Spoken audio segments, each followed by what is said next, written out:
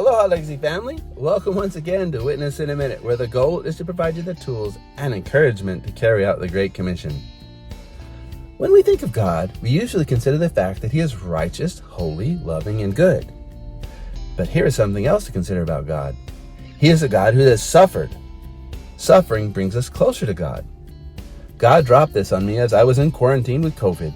I was humbled by the suffering. Then I found out that I was also passing a kidney stone. We don't tend to think that a perfect creator would experience such a human trait as pain and suffering. After all, why would you suffer if you didn't have to? But God has suffered, and more deeply than any of us could ever imagine. Our God is a suffering God.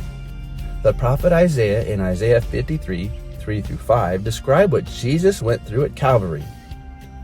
He is despised and rejected by men, a man of sorrows and acquainted with grief.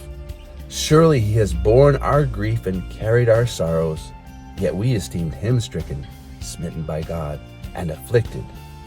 But He was wounded for our transgressions.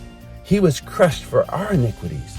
The chastisement for our peace was upon Him, and by His stripes we are healed. A man of suffering, that was Jesus. But why did God suffer? Because He loves us. That means He also enters into our suffering as well. Hebrews 2:17-18 tells us, "Therefore it was necessary for Him to be made in every respect like us, His brothers and sisters, so that He could be our merciful and faithful high priest before God. Then He alone could offer a sacrifice that would take away the sins of the people. Since He Himself has gone through suffering and temptation, He is able to help us when we are tempted." You're not alone in your suffering today.